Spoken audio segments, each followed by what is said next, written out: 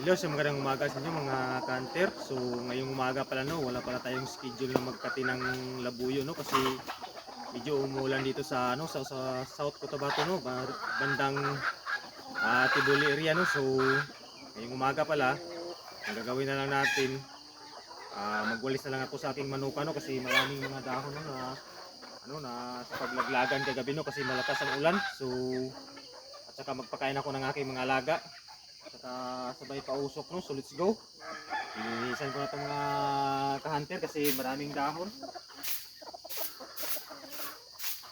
Good morning pala kay Good morning pala kay Dallas Hunter ng Edward no, Tibuli. Kay Hilbert Matugas no, shout out sa idol, good morning. And congrats sa bagong huli nyo.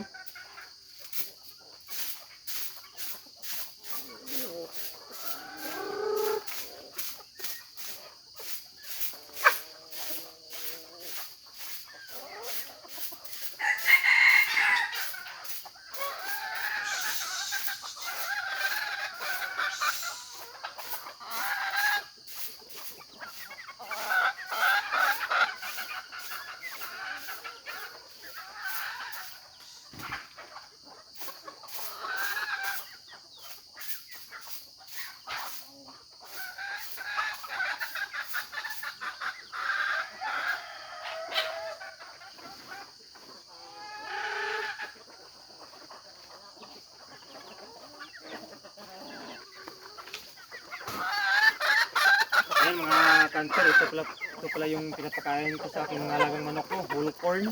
Kasi nakalimutan ko magdala ng tractor no, so malalaki na naman sila. Ayan, pakain tayo mga kanter.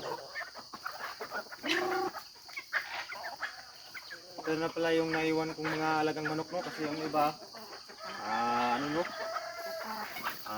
ginawang pang ulam no, kasi walang pang ulam. Yung nakaraang season pala, marami pala ito sila. Yung iba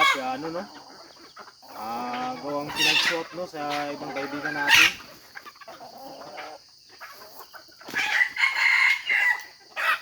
Yan, maliit na sila. Yung ibang hin pala natin mga kanter no, nandun sa bahay no. 6 na piraso no, mayroon silang mga sisiw no.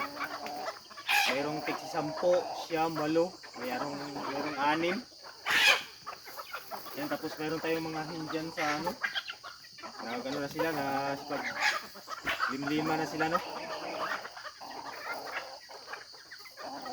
Yan mga kanter, wala muna tayong schedule ngayon no, magkati ng labuyo kasi medyo umulan dito sa amin.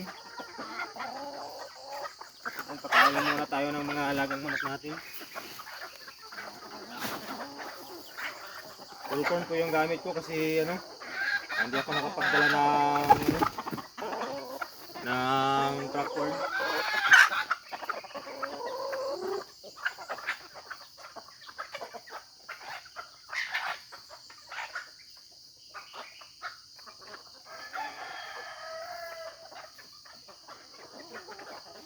Ayan mga kanter no, yung inalagaan ko pala dito na mga manok is po ito, yung native, yung tawagin dito sa amin sa Bisaya sa Mindanao no? Kung sa Tagalog pa, manok Tagalog no.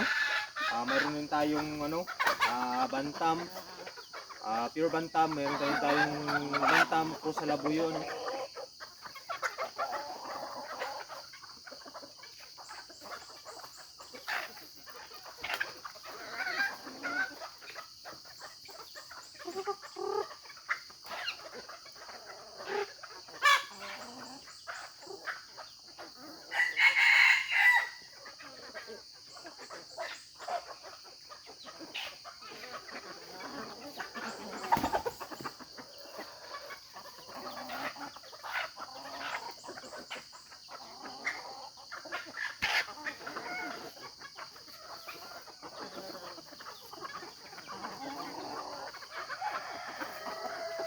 Siguro next week no, dadalhin na natin dito sa sa ating munting manuka no, yung mga hindo na mayroong sisiw kasi medyo malalaki na sila.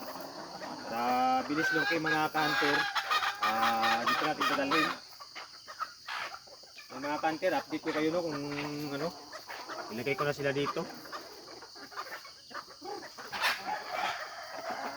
Ayun, tama na kasi mukhang maubos ang aking crack corn.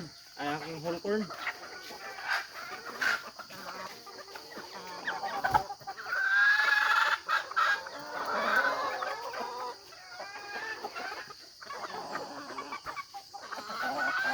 Mukhang kulang pa.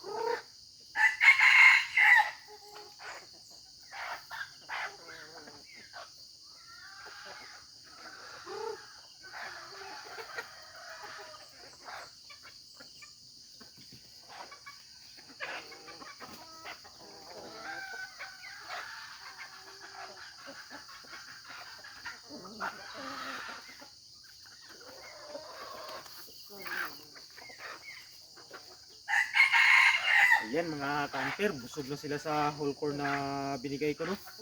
So ayan mga kanter, kung bago lang kayo sa video ito, huwag kalimutan, no, mag-like, mag-comment below kung sana nakarating ang video natin at i-share mga kanter, no?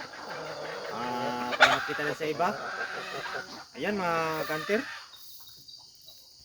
busog na sila. Ayan.